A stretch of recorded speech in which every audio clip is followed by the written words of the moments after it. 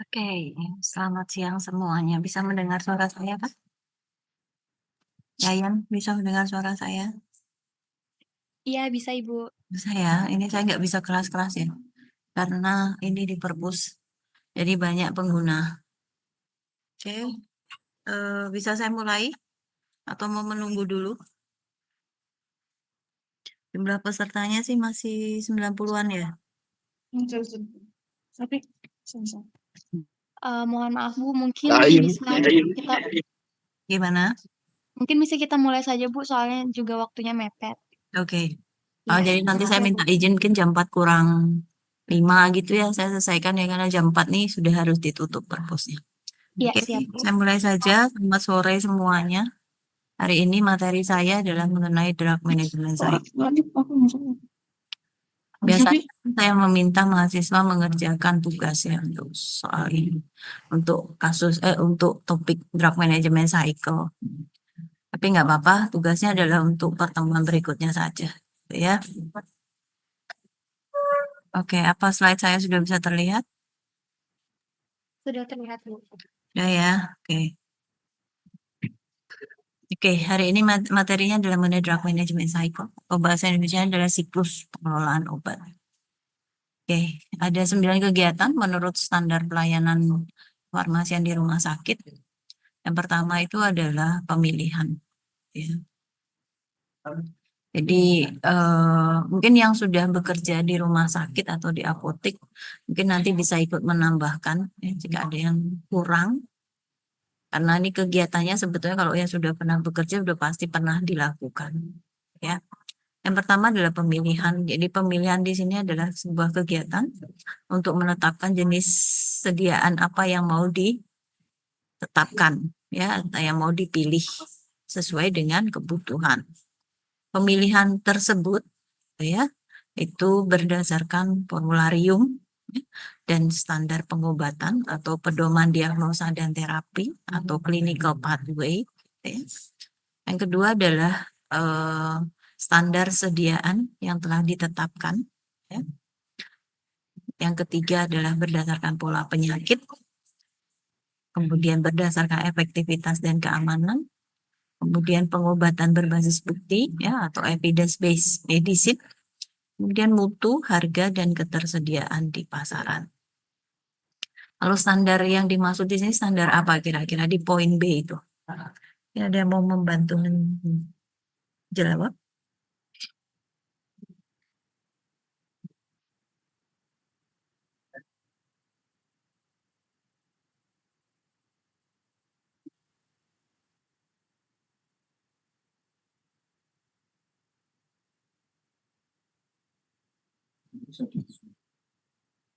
Sama di poin B ini. Apa sih yang dimaksud dengan standar di sini?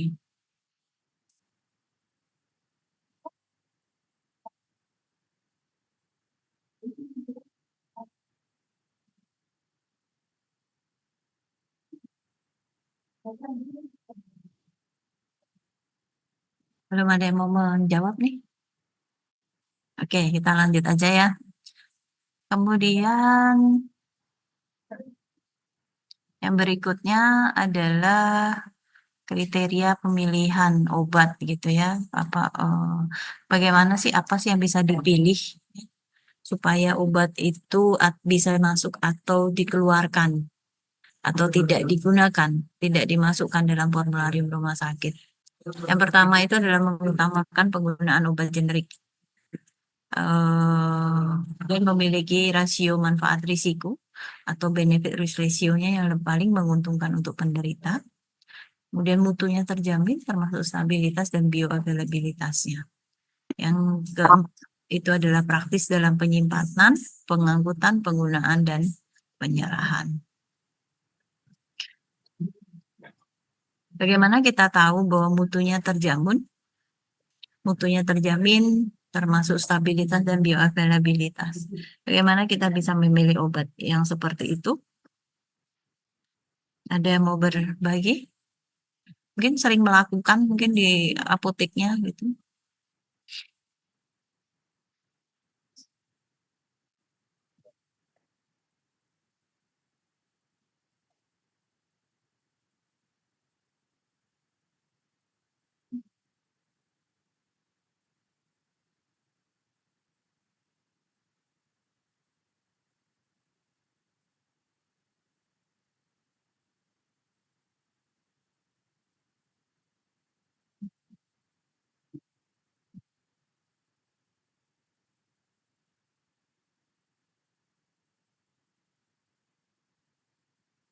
Oke, ini masih semuanya masih diam ya. Oke, saya lanjut aja. Yang kriteria keenam itu adalah menguntungkan dalam hal kepatuhan dan penerimaan oleh pasien. Kemudian kriteria yang ketujuh adalah memiliki benefit cost ratio yang tertinggi berdasarkan biaya langsung dan tidak langsung. Yang kemudian yang terakhir adalah obat yang terbukti secara ilmiah paling efektif dan aman, ya, yang paling dibutuhkan dengan harga yang terjangkau. Jadi ya memang harus seperti itu gitu ya. Jadi kita bisa memasukkan obat, bukan obat yang murahan, tetapi obat yang terjangkau, tapi dengan kualitas yang baik. Itu tadi adalah pemilihan ya. Kemudian yang berikutnya adalah perencanaan kebutuhan.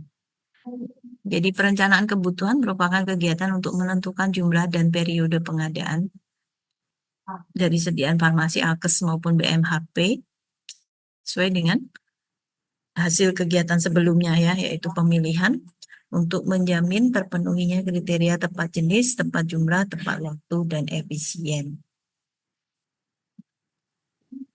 Perencanaan dilakukan untuk menghindari kekosongan obat dengan menggunakan metode yang dapat dipertanggungjawabkan. Biasanya adalah metode konsumsi, epidemiologi, atau gabungan ya, kombinasi metode konsumsi dan epidemiologi yang disesuaikan juga dengan anggaran yang tersedia.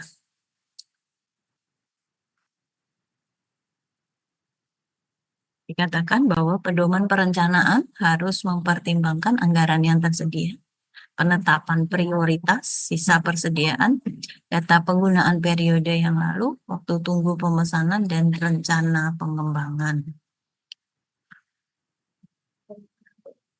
Jadi kalau sumber dana yang kita miliki terbatas, sumber dana yang dimiliki oleh rumah sakit terbatas, maka apa yang harus dilakukan oleh si kepala instalasi farmasinya, oleh si apoteker di sana? Ada yang mau mencoba menjawabkah?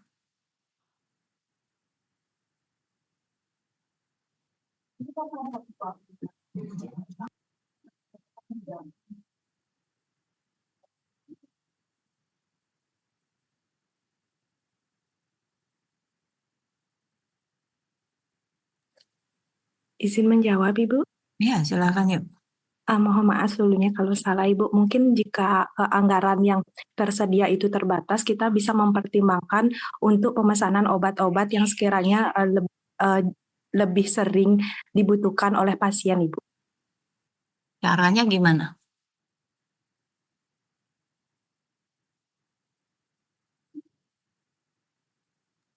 Mungkin kita bisa lihat dari stok obatnya, Ibu.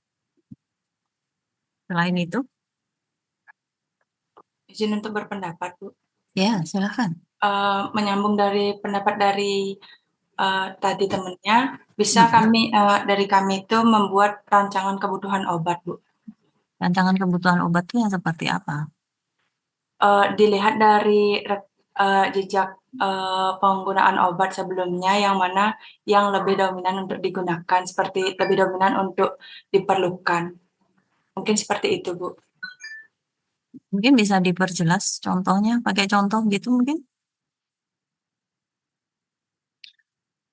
Karena kalau terlalu abstrak saya bingung, menggambarkannya bingung.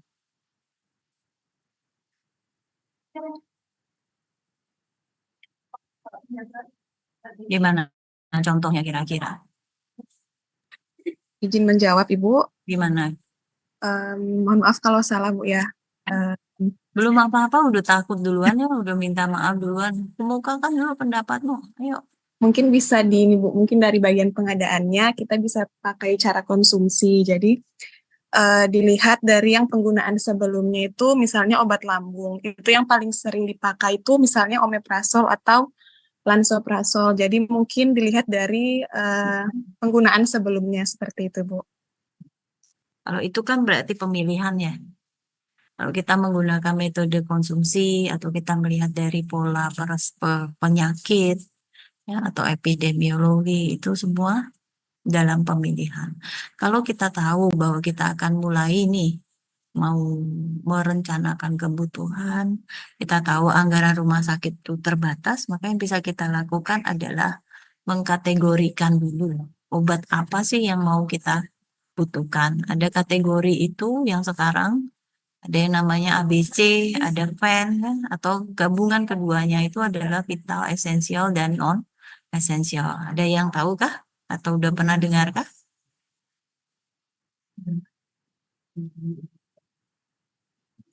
Apa itu metode ABC, FEN, sama PUT? Atau itu nanti dibuat studi kasus saja ya di pertemuan berikutnya ya. Jadi penetapan prioritas itu salah satunya adalah kita mengkategorikan obat-obat mana sih yang mau kita prioritaskan. Situ ya. Kemudian yang berikutnya adalah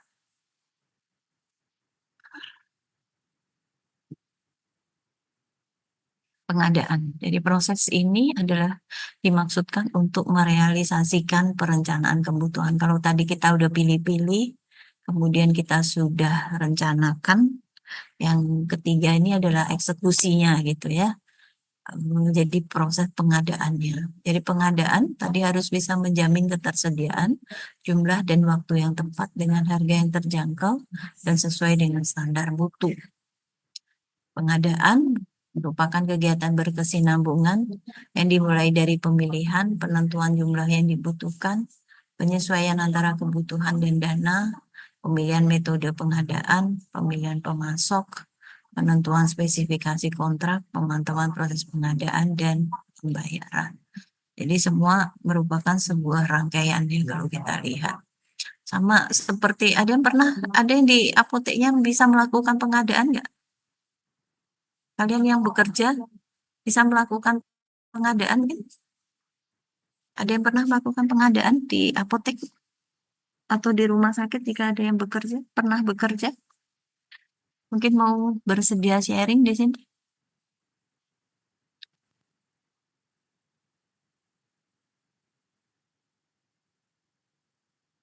Atau biar biar nggak ketahuan, semuanya bilang nggak bekerja gitu ya? Ada yang mau sharing nggak pengalamannya? Bagaimana mengadakan obat ketika di rumah sakit kemarin atau di apotek?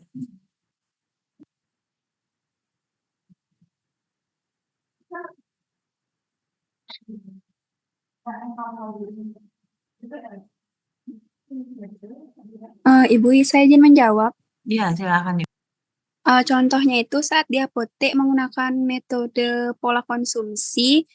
Contohnya saat musim hujan itu lebih banyak stok obat demam sama batuk pilek anak, Ibu. Ya, kamu pernah melakukan pengadaan nggak di apotek? Kamu kerja di mana? Apotek atau rumah sakit dulu nih pertanyaan. Pernah bekerja Apotek, Ibu. di apotek? Pernah melakukan pengadaan nggak? Saya belum pernah, Ibu. Belum pernah. Membeli belum pernah. Pernah melihat apa? Belum. Membeli nggak? Pernah apotekernya, Ibu. Apa proses apa yang terjadi ketika proses pengadaan yang kamu amati? Menggunakan metode pembelian langsung ke PBF-nya. Jadi kita Metode pembelian menyiapkan, langsung. Terus? ya, kita menyiapkan surat pesanan sesuai Ya, dengan golongan obatnya yang bebas, yang prekursor, atau obat yang lainnya, lalu narkotika atau psikotropika. Terus? lalu dikirim ke PBF-nya. Ya. Setelah itu, semisal kalau perlu cepat, kita cari PBF-nya yang bisa ngirim 1 hari itu, Ibu. Ya. Oke. Apoteknya di mana? Di luar Bali nih. Enggak, Ibu, di Pemogan. Pelosok. Hah? Di Denpasar? Pemogan. Ya, di Denpasar. Oh, Denpasar rata-rata sehari ya? Iya, Ibu. Ya kan? Oke. Nah, disitulah yang dinamakan dengan proses pengadaan gitu ya. Jadi kalau kita di rumah sakit ya sama seperti apotek. Jadi ini adalah eksekusinya gitu ya. Jadi ya kita pilih, tentukan jumlahnya yang mau dipesan berapa. Kemudian setelah itu tadi disesuaikan dananya ya. Kalau kita tahu dananya terbatas ya beli obatnya misalnya 3 botol gitu ya, atau ya tergantung kebutuhan rumah sakitnya gitu ya. Kemudian pilih pemasok kalau tadi ada yang bilang yang bisa kirim 1 hari gitu. Itu penting juga ya waktu tunggu karena kita juga nggak mau menunggu dalam waktu yang lama. Karena kalau semakin lama menunggu kita bisa kehilangan kesempatan untuk melayani pasien atau pasien bahkan bisa kehilangan kesempatan untuk mendapatkan obatnya. Kemudian kalau ini kita bicara rumah sakit, kalau itu kadang suka diadakan pembelian dengan cara tender misalnya. Nah, ketika dia dengan cara tender itu ada namanya kontrak ya. Tapi kalau misalnya pembelian langsung ya langsung pembelian langsung ke distributor gitu ya.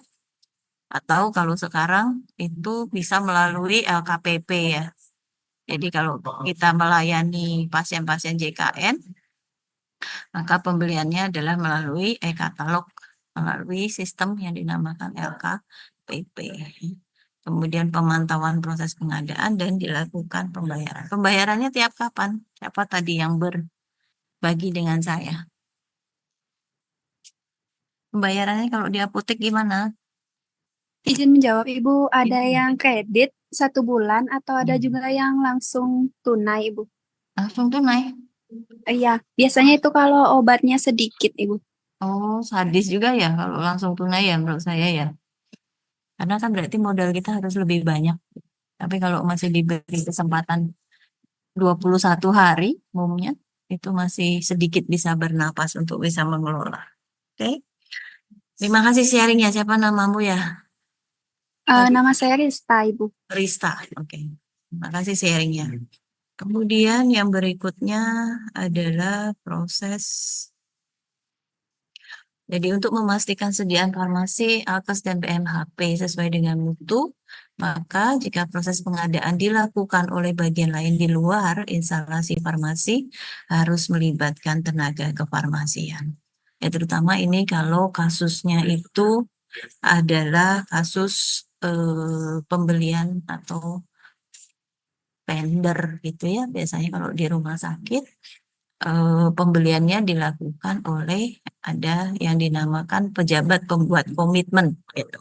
Ada timnya sendiri, tim untuk pengadaan. Nah, untuk melakukan pengadaan yang dilakukan oleh tim pengadaan rumah sakit, maka biasanya salah satunya ada si apoteker atau farmasis yang di sana. Tujuannya apa? Untuk mengecek, ya, untuk melakukan checking barang yang datang sesuai nggak dengan yang dipesan, spesifikasinya seperti apa, benar nggak nomor batch-nya, benar nggak jumlah yang datang, jumlah yang dipesan, dosisnya misalnya kalau itu obatnya ada bermacam-macam dosis dan seterusnya ya situ. Kemudian hal yang perlu diperhatikan dalam hal pengadaan, ya. Yang pertama adalah bahan baku obat tadi harus disertai dengan sertifikat analisa. Kalau kita membelinya dalam bentuk bahan baku, ya.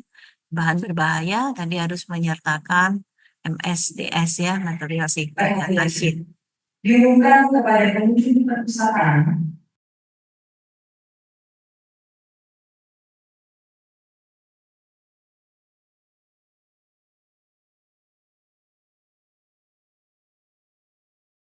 Oke, sorry terputus ya, pemberitahuan jam 4 kita harus selesai.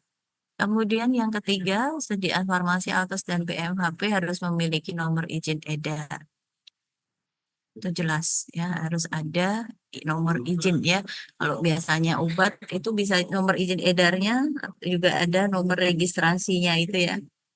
Kemudian ada masa expired ya, atau masa kadaluarsanya minimal adalah 2 tahun. Kecuali untuk sediaan farmasi alkes dan BMHP yang tertentu, contohnya vaksin, reagen, dan lain-lain. Atau pada kondisi tertentu yang dapat dipertanggungjawabkan. Ya, tapi menurut saya yang minimal 2 tahun ini bisa terpenuhi nggak kira-kira? Yang pernah di apotek atau rumah sakit?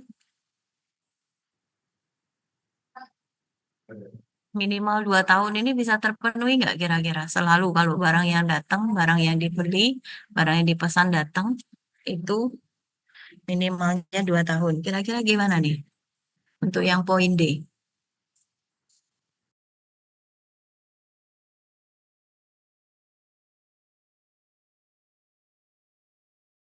Atau expirednya kalau datang nggak pernah kalian cek gitu? Gimana kira-kira? Izin Ibu, Ya, silakan. maksudnya itu ketika kita pesan obat, terus obat yang datang itu ED-nya minimal 2 tahun begitu Ibu ya? Betul.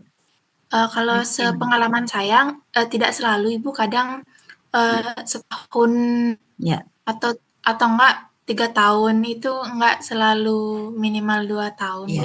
Iya. Yang terbanyak biasanya malah kurang dari 2 tahun. Kurang dari 2 tahun Ibu. Iya. Ini biasanya syarat ketentuan minimal 2 tahun ini yang mensyaratkan kadang ISO ya untuk pemenuhan syarat akreditasi. ISO itu kadang mensyaratkan seperti ini. Tapi menurut saya faktanya di lapangan itu sangat sulit ya. Selama kita bisa dapatkan ya itu bagus banget. Tapi kalau misalnya nggak ada ya mau nggak mau. Terutama kalau obat itu adalah obat-obat yang memang fast moving ya. Jadi mau nggak mau ya udah kita terima aja karena kan toh juga termasuk yang cepat laku gitu ya. Sehingga harapannya kalau kurang dari setahun atau 1 tahun minimal itu sudah ya. Oke. So, rumah sakit tadi harus punya mekanisme ya untuk mencegah kekosongan stok obat yang secara normal tersedia di rumah sakit dan mendapatkan obat ya pada saat instalasi farmasinya tutup ya. Jadi kalau instalasinya 24 jam, kemudian kantornya sendiri itu harus ditutup, maka harus ada cara bagaimana supaya tetap bisa diakses gitu ya. Biasanya melalui loket atau ya whatever gitu ya. Seperti itu. Kemudian yang berikutnya, jadi pengadaan itu, metode pengadaan dapat dilakukan melalui yang pertama adalah pembelian. Ada cara pembelian langsung, seperti yang tadi siapa Rista ya namanya, yang sharing bahwa dia langsung pembelian langsung ke distributor. Jadi hal yang perlu diperhatikan dalam hal pembelian, ya, ada kriteria tadi ya, kriteria umum, kriteria mutu. Ya. Kemudian persyaratan pemasok, penentuan waktu pengadaan dan kedatangan, pemantauan rencana pengadaan sesuai jenis, jumlah, dan itu hal-hal yang harus diperhatikan. Waktu pengadaan dan kedatangan ini penting sekali ya, terutama untuk obat-obat yang sifatnya emergensi dan kalian memang tidak punya stok. Ya. Biasanya kalau dulu saya di rumah sakit, biasanya untuk obat-obat yang harus diperlukan tapi masih bisa sedikit ditunda, tetapi harganya sangat mahal ya. Jadi karena dulu masih bisa just in time, jadi hari ini pesan tidak berapa lama datang. Ya. Jadi penentuan ini juga penting untuk rumah sakit yang mungkin jauh. Ya. Jadi artinya dia tidak terletak di kota, tetapi mungkin agak di daerah gitu ya, sehingga pemesanan itu kadang delay ya, ada waktu tunggu pemesanan, sehingga hal itu harus diperhitungkan. Oke. Kemudian pengadaan yang melalui produksi ya, jadi bahwa instalasi farmasi itu bisa memproduksi sediaan tertentu ya, apabila dia tidak ada di pasaran, bisa dikatakan relatif lebih murah jika diproduksi sendiri. Kemudian punya formulasi khusus ya, atau punya formula khusus dengan kemasan lebih kecil atau repacking ya, untuk penelitian, dan sediaan farmasi yang tidak stabil dalam penyimpanan sehingga harus selalu dibuat baru. Namun di situ sudah jelas bahwa tetap harus memenuhi persyaratan mutu dan terbatas hanya untuk memenuhi kebutuhan pelayanan di rumah sakit tersebut. Yang berikutnya pengadaan yang didapatkan melalui sumbangan dropping atau hibah. Jadi instalasi farmasi harus melakukan pencatatan dan pelaporan terhadap penerimaan dan penggunaan sediaan farmasi Alkes BMHP yang berasal dari sumbangan dropping ataupun hibah. Ya. Harus disertai dokumen dan administrasi yang lengkap dan jelas. Sumbangan dan dropping ini bagaimana bisa terjadi? Kira-kira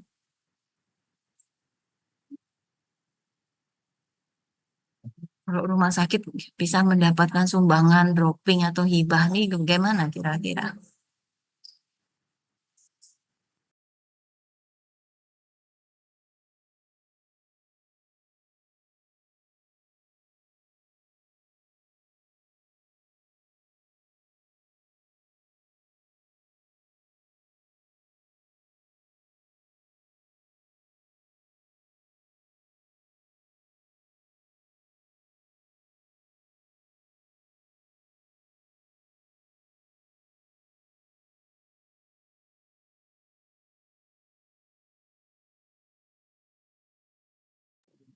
Belum terbayang nih?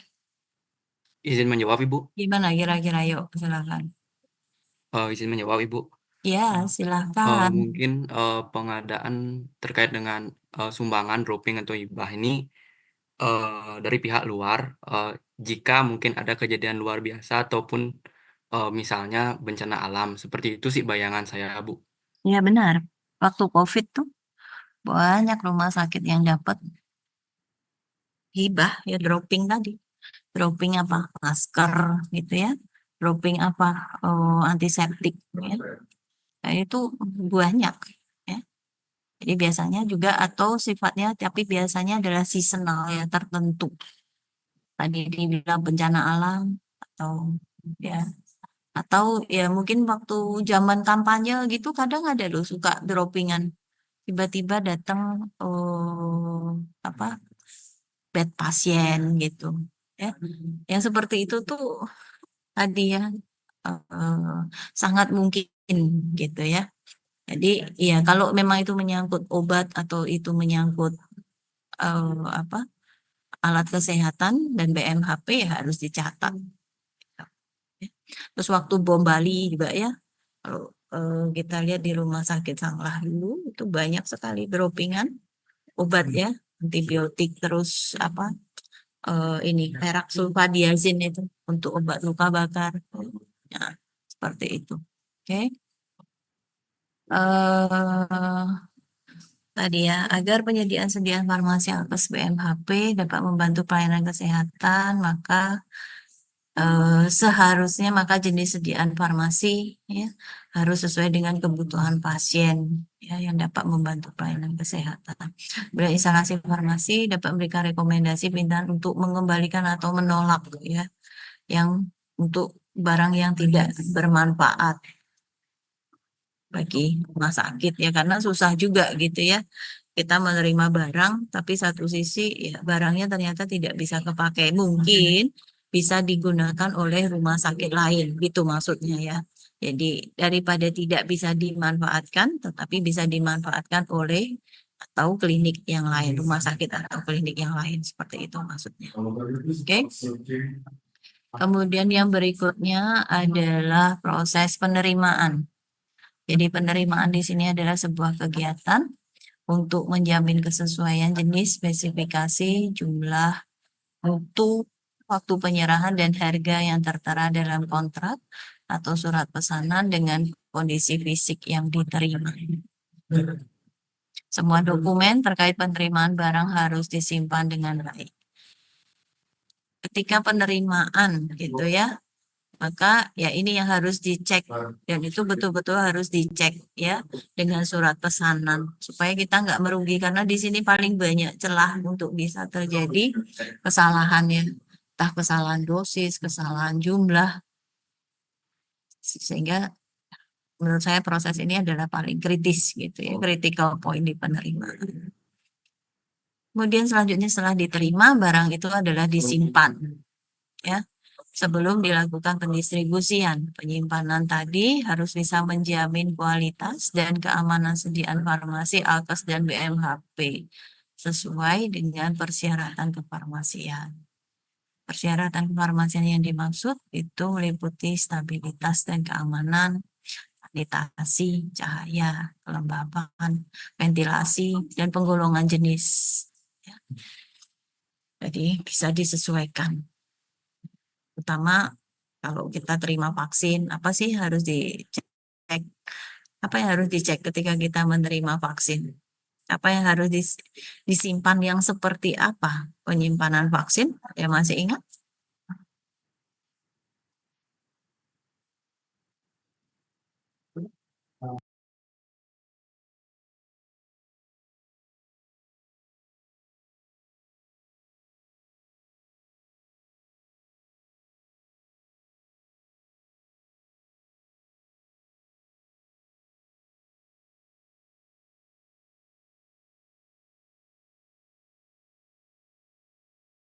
Oke, nanti dicari aja ya.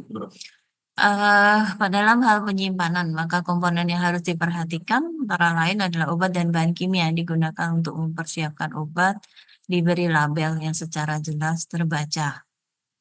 Membuat nama, tanggal pertama kemasan dibuka, tanggal kadaluarsa dan peringatan khusus. Kemudian untuk elektrolit konsentrasi tinggi tidak disimpan di unit perawatan kecuali memang untuk kebutuhan klinis yang penting ya. Kemudian elektrolit konsentrasi tinggi yang disimpan pada unit perawatan pasien itu dilengkapi dengan pengaman ya, harus diberi label yang jelas dan disimpan pada area yang dibatasi secara ketat untuk mencegah penata laksanaan yang kurang hati-hati. Kemudian sediaan farmasi, alkes dan BMHP yang dibawa oleh pasien harus disimpan secara khusus dan dapat diidentifikasi. Ini yang kemarin saya cerita mengenai obat yang dibawa pasien ya pada saat pasien berobat. Kemudian tempat penyimpanan obat tidak dipergunakan untuk penyimpanan barang lainnya yang dapat menyebabkan kontaminasi, terutama lemari es ya. Karena keringnya lemari es itu bercampur dengan makanan dari ya, staf instalasi farmasi, termasuk apotekernya juga nyimpan di situ dan seterusnya. Sehingga ya mau tidak mau memang harus seperti itu, harusnya idealnya. Kemudian tadi instalasi farmasi harus dapat memastikan bahwa obat itu disimpan secara benar dan diinspeksi secara periodik. Dia harus disimpan terpisah. Bahan yang mudah terbakar itu disimpan dalam ruang tahan api dan diberikan tanda khusus bahan berbahaya. Untuk gas medis disimpan dengan posisi berdiri, terikat, dan diberi penandaan untuk menghindari kesalahan pengambilan jenis gas medis. Kemudian penyimpanan yang kosong, tabung yang kosong, dan tabung yang ada isinya itu harusnya juga terpisah gitu ya. Penyimpanan tabung gas medis di ruangan juga harus menggunakan tutup demi keselamatan. Farmasis itu kadang juga disuruh mengorder gas medis ya. Jadi kalian harus tahu juga gitu. Karena itu banyak digunakan terutama untuk operasi. Kemudian yang berikutnya adalah metode penyimpanan dapat dilakukan berdasarkan kelas terapi, bentuk sediaan, dan jenis. Dan disusun secara alfabetis dengan menerapkan prinsip FIFO ataupun FIFO yang biasanya disertai dengan sistem informasi. Ya, syukur-syukur kalau sudah ada sistem informasi. Kalau memang belum berarti masih secara manual. Kemudian penyimpanan sediaan farmasi, alkes dan BMHP. Kemudian yang kemasannya mirip gitu ya, yang LASA, ya high alert itu juga harus diperhatikan cara penyimpanannya supaya tidak ketukar dan tidak menimbulkan bahaya.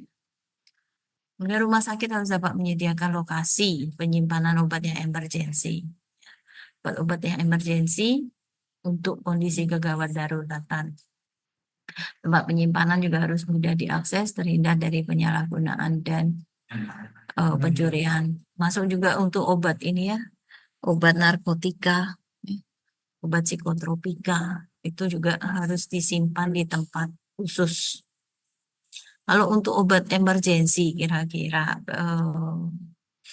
perlu nggak sih menyimpan obat? Kita menyimpan obat, menaruh obat-obatan di ruang emergensi. Kira-kira perlu nggak?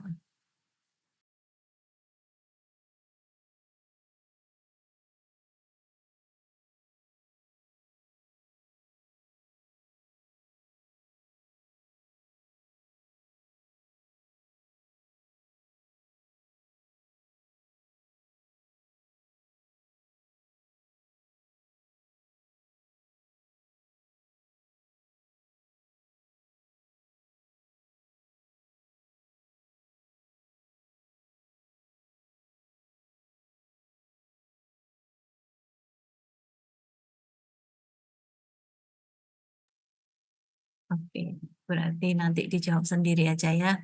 Kemudian tadi pengelolaan obat emergensi tadi harus bisa menjamin jumlah dan jenis obat yang sesuai dengan daftar obat emergensi yang telah ditetapkan.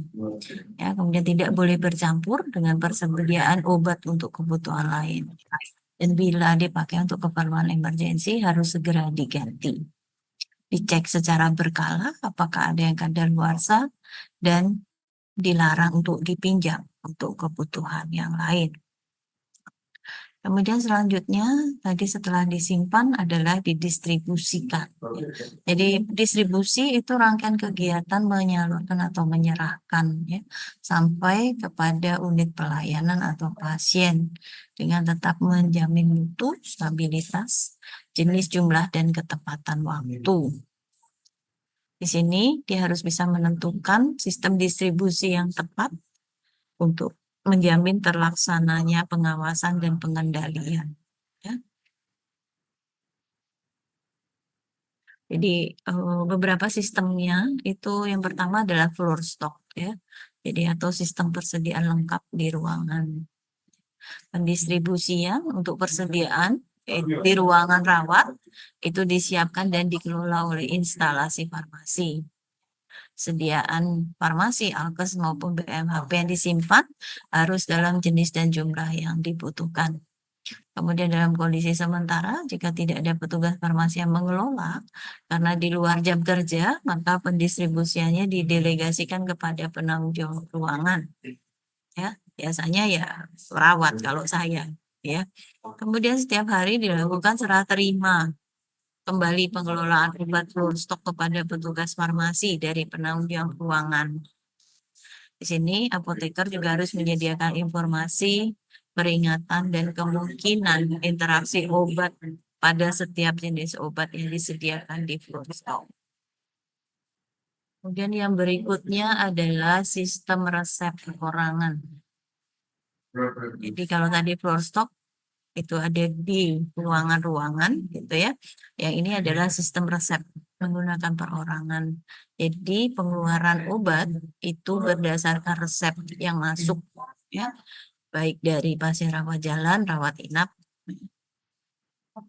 ataupun poli. Kemudian sistem unit dosis atau UDD gitu ya. Pendistribusian berdasarkan resep perorangan yang disiapkan dalam unit dos tunggal ya atau ganda. Untuk biasanya penggunaan 1 kali pasien. Untuk 1 kali dosis per pasien. Ya. Sistem unit dosis ini digunakan untuk pasien rawat inap. Apa sih kelebihan dari sistem unit dose dispensing ini atau sistem unit dosis? Mungkin ada yang mau sharing?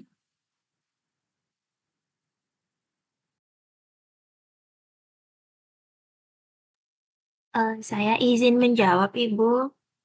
Silakan. Salah satu keuntungan dari menggunakan unit dose dispensing itu, yang pertama pasiennya jadi enggak bingung harus minum obat yang mana. Jadi karena udah dikasih dalam 1 kali pemakaian, jadi obatnya jelas, jadi pasiennya hanya meminum itu aja. Yang kedua, kepatuhan minum obat pasien juga dapat terjaga, Ibu.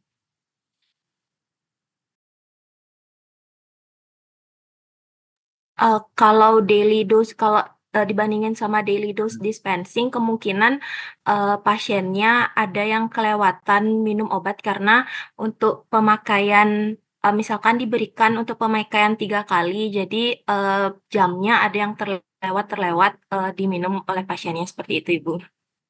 Ya, benar. Terima kasih. Ya, salah satu keuntungan unit dose dispensing adalah memudahkan perawat ya atau farmasis. Kalau farmasisnya langsung memberikan obat kepada pasien, maka itu akan menjadi lebih mudah, lebih terkontrol gitu ya.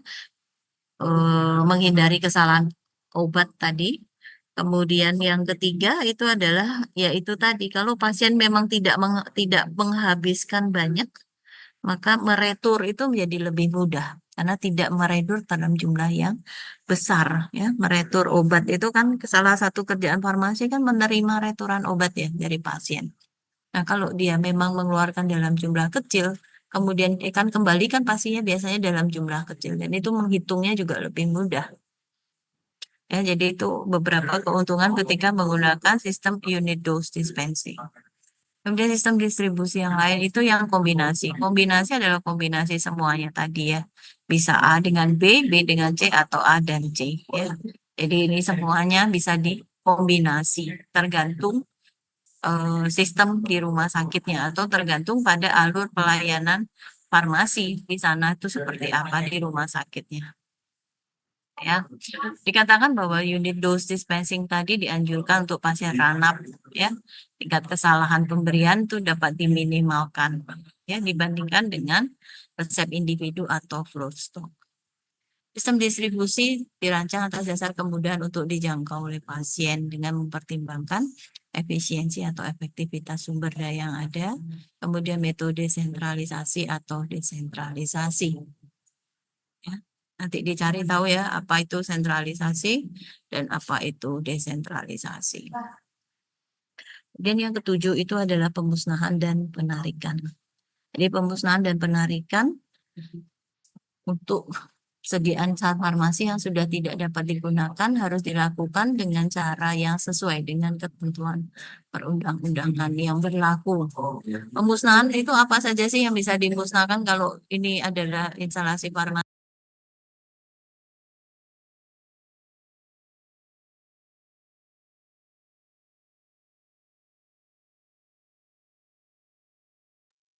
Izin berpendapat, Ibu.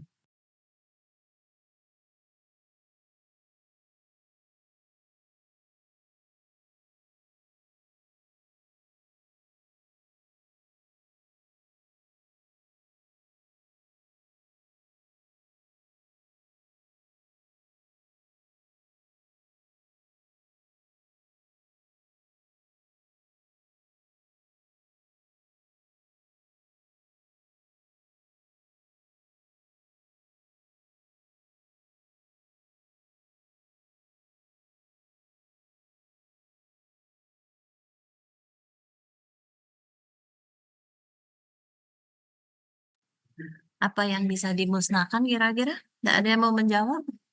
Nanti dicari aja ya. Kemudian di sini adalah recall atau penarikan yang tidak memenuhi standar atau ketentuan perundang-undangan, ya.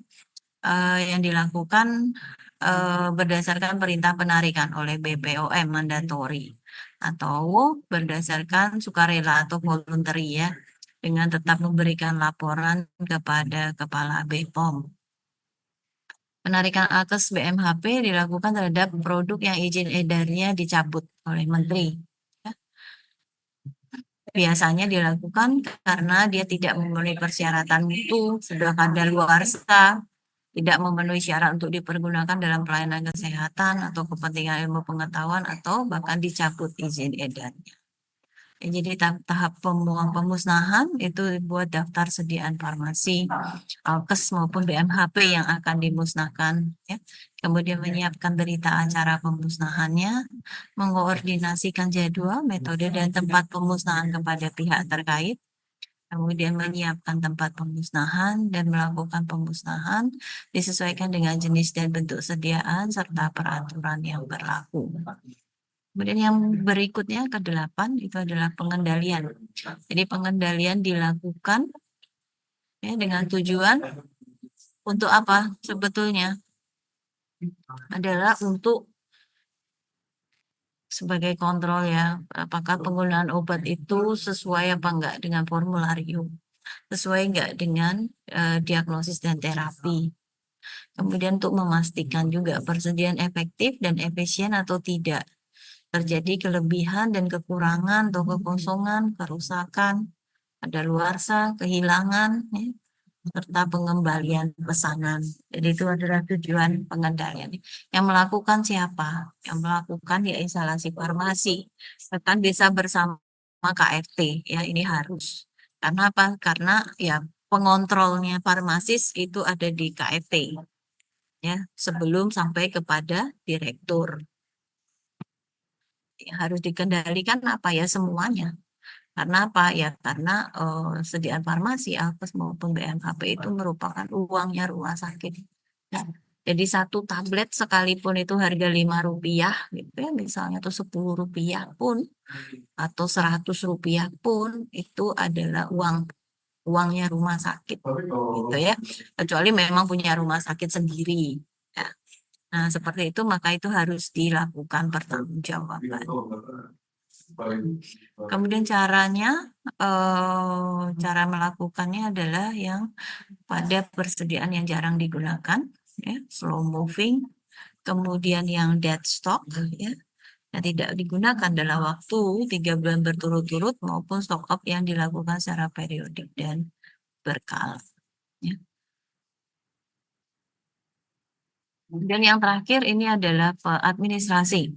Jadi juga harus dilakukan secara tertib dan berkesinambungan untuk memudahkan penelusuran kegiatan yang sudah berlalu. Terdiri dari pencatatan dan pelaporan. Pencatatan dan pelaporan meliputi perencanaan kebutuhan pengadaan tadi ya, sampai dengan pemusnahan dan penarikan. Ya, semua harus tercatat dan dilaporkan. Apa saja pencatatannya, nanti silakan dicari ya. Kemudian pelaporan juga harus dibuat secara periodik. Ada macam-macam banyak pelaporan yang harus dilakukan ya, terutama obat narkotika, obat psikotropika, prekursor ya, ada obat-obat program, ya, obat-obat TB, obat-obat HIV. Nah, itu semua harus dilakukan laporan, dibuat secara periodik. Kemudian di jenis pelaporan dibuat menyesuaikan dengan peraturan yang berlaku ya. Catatan dilakukan untuk misalnya persyaratan Kemenkes atau BPOM, dasar akreditasi rumah sakit, dasar audit bagi rumah sakit, ya, dokumentasi farmasi. Pelaporan juga dilakukan sebagai bentuk komunikasi dengan level manajemen yang di atas, yang lebih atas, ya, dengan direktur. Ya. Kemudian penyiapan laporan tahunan yang komprehensif mengenai kegiatan di instalasi farmasi. Dan 3 adalah laporan tahunan. Kalau tadi adalah administrasi secara umum, ada administrasi keuangan. Ya. Jadi dalam hal keuangan itu juga harus ada laporannya. Ya. Pengaturan anggaran tadi ya, kalau memang pembeliannya melalui tender ataupun melalui langsung harus tercatat. Ya. Kemudian analisa biaya, pengumpulan informasi tentang keuangan. Kalau itu misalnya rumah sakit swasta, ada pasien yang membayar langsung di farmasi, ya, itu juga harus dicatat, misalnya seperti itu. Penyiapan laporan, penggunaan laporan berkaitan dengan semua kegiatan pelayanan kefarmasian. Kemudian yang berikutnya adalah administrasi penghapusan. Ya, penghapusan ini juga penting sekali ya dan harus dilaporkan. Terutama yang kadaluarsa rusak ya. Dan ini bahkan ada prosedur tetapnya ya yang ditetapkan oleh undang-undang. Jadi harus berkirim surat ke dinas, kemudian nanti mengetahuinya adalah dari Balai POM atau Dinas Kesehatan gitu ya. Kemudian dibuatkan berita acara. Itu saja yang bisa saya sampaikan. Mungkin ada yang mau bertanya, silakan.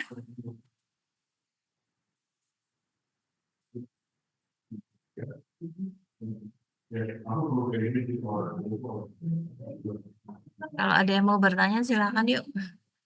Mohon maaf ya, menyebabkan tidak nyaman karena di sini ramai sekali. Tapi mudah-mudahan bisa dapat ilmunya sedikit gitu ya. Ada yang mau bertanya? Izin bertanya sedikit, Ibu. Apakah suara saya terdengar? Enggak. Yang bisa lebih keras?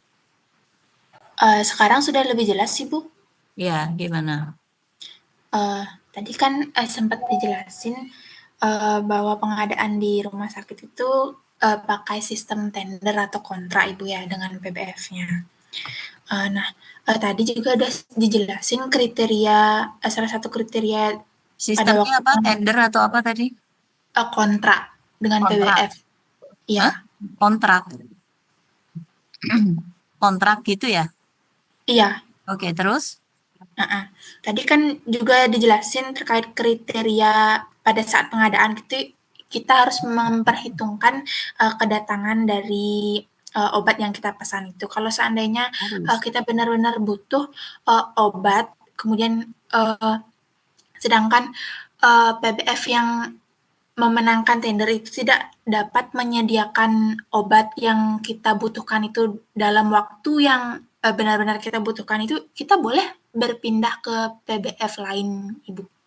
Ya, kalau secara pemenuhan kebutuhan ya boleh. Tapi kalau kamu melihat secara hukum, ya itu udah salah. Karena kan kamu berarti berselingkuh. Orang sudah tahu kok prosesnya hanya boleh melalui ini, tender. Yang menang adalah PBF atau di pabrik ini yang didistribusikan oleh distributor ini. Gitu kan itu sudah ada kontrak hukumnya.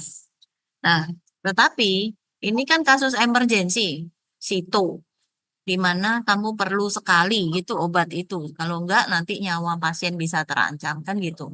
Sehingga ya mau tidak mau harus dibuatkan juga kebijakan rumah sakit yang memungkinkan kepala instalasi farmasi untuk bisa melakukan hal yang seperti itu. Misalnya membeli langsung ke mana, misalnya ke rumah sakit lain, ke apotek lain, atau bahkan ke distributor lain. Kan seperti itu.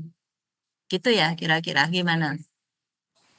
Nggih, baik Ibu, sudah sangat jelas. Terima kasih banyak Ibu. Ya, ada lagi silakan.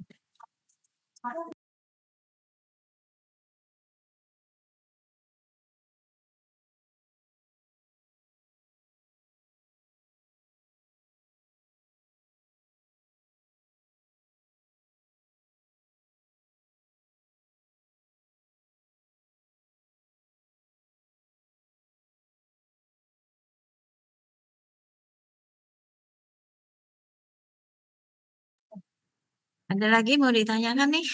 Izin bertanya, Bu. Permisi, Ibu. Apakah Halo, suara Bu. saya terdengar? Suaranya kurang jelas tuh, saya nggak dengar nih. Kamu ngomong apa nih? Sudah terdengar, Bu, sekarang Oh, iya, suaranya? gimana? Ya, Oh, kurang iya. keras, yuk, yang lebih keras. Iya, Bu. Saya izin bertanya, Bu. Ya, Iya. Tadi di slide Ibu ada menyatakan bahwa kriteria pemilihan obat untuk masuk formularium itu ya, mengutamakan obat-obat generik. ya. Nah, berarti ini dikhususkan untuk melayani JKN ya, Bu, ya? Terus, misalnya untuk pelayanan non JKN itu bagaimana dia, ngaturnya di rumah sakit, Bu? Apakah ada formularium khusus untuk non JKN atau bagaimana, Ibu? Jadi gini ya, biasanya itu ya kalau kita menyusun formularium itu ada nama generiknya. Mungkin yang dimaksud di sini itu bukan obat generiknya, tetapi generic name. Lalu kita bicara generic name itu kan berarti universal ya. Semua yang obat yang dengan nama generiknya kan gitu. Nah, biasanya kalau obat di formularium itu tergantung kebijakan ya, lagi-lagi tergantung kebijakan. Jadi tidak hanya berisi obat-obat nama generik, jadi obat dengan generic name, tetapi juga ada obat nama patennya, nama brandnya. Jadi ini dilakukan untuk antisipasi jika memang obat generik atau obat dengan generic name ini diresepkan oleh dokter untuk pasien yang bukan JKN gitu. Paham nggak? Jadi isinya itu sebetulnya adalah generic name. Yang diutamakan adalah generic name. Karena apa? Karena dasar itu dipakai jadi ketika kita menyusun formularium itu kan sebetulnya dasarnya adalah kemarin yang saya bilang adalah drug essential. Essential drug itu selalu menggunakan generic name. Yang diacu oleh WHO, yang diharuskan oleh WHO itu adalah menggunakan generic name. Gitu. Jadi formularium itu dia biasanya berisi generic name. Nanti tinggal obatnya apa, pabriknya mau dari mana, mereknya apa, gitu. Distributornya mana. Nah, itu tuh biasanya ada di dalam formularium. Jadi misalnya paracetamol.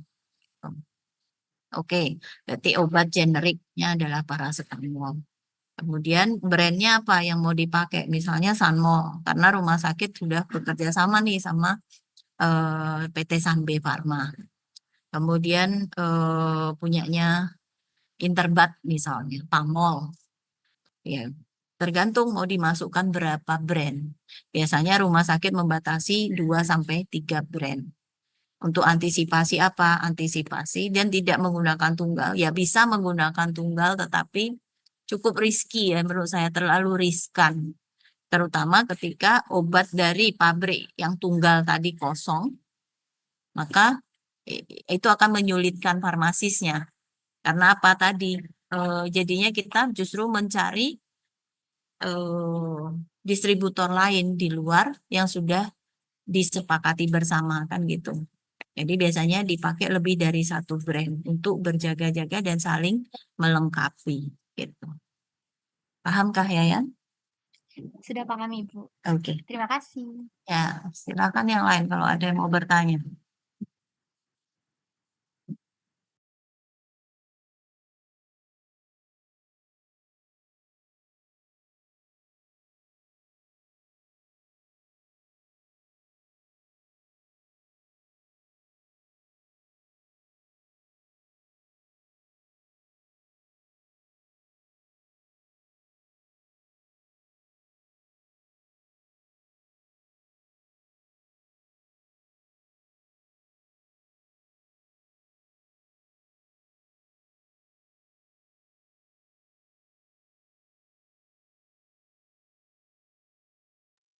Ada lagi yang mau bertanya?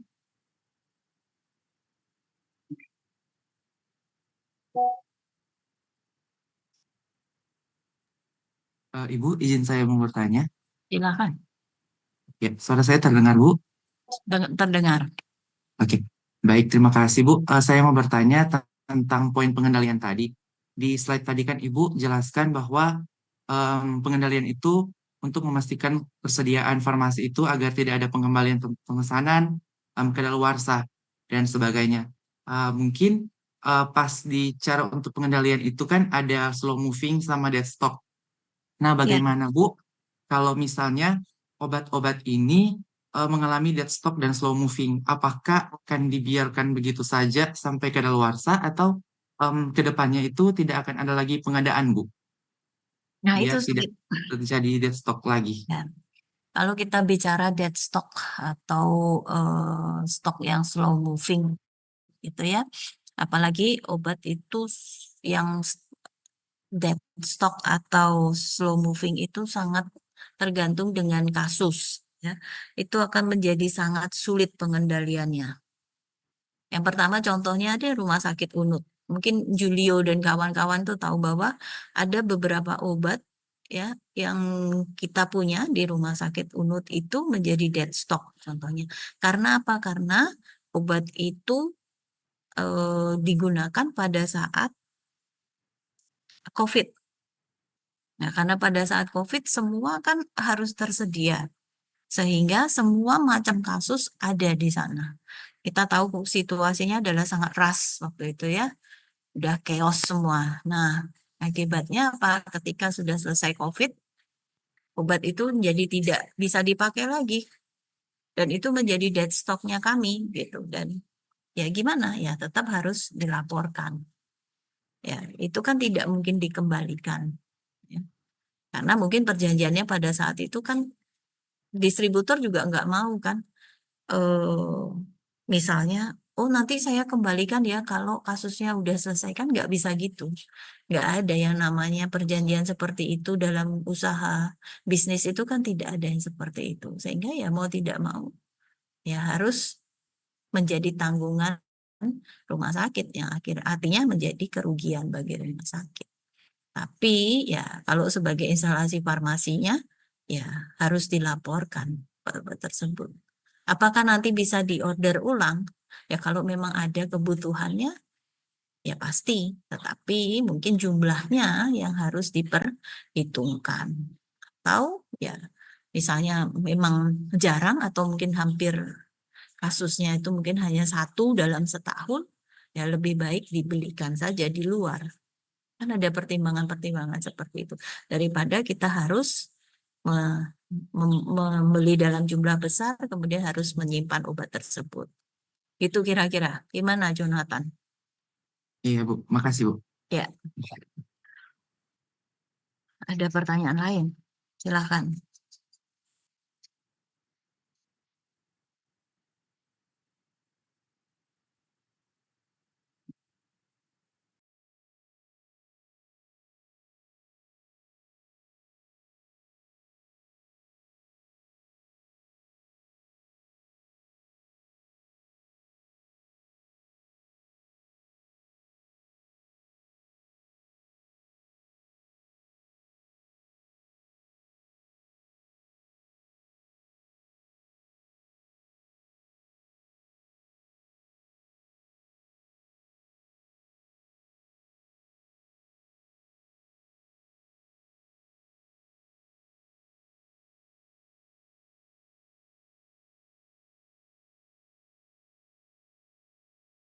Tidak ada pertanyaan lagi nih.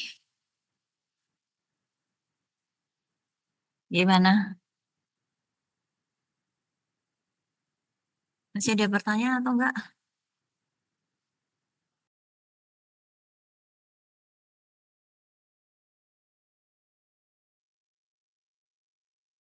Yayan gimana? Masih ada pertanyaan atau mau diakhiri aja Yayan? Sepertinya cukup Ibu. Sudah tidak ada pertanyaan dari teman-teman. Sudah tidak ada ya? Oke, berarti bisa saya akhiri ya. Iya bisa Ibu. Terima kasih banyak Bu. Terima kasih untuk perhatiannya. Kita ketemu di pertemuan berikutnya gitu ya. Selamat galungan untuk yang merayakan. Selamat berlibur untuk yang tidak merayakan. Oke, terima kasih. Selamat sore. Terima Terima kasih Bu. kasih. Terima kasih Selamat banyak Ibu. sore. Selamat sore.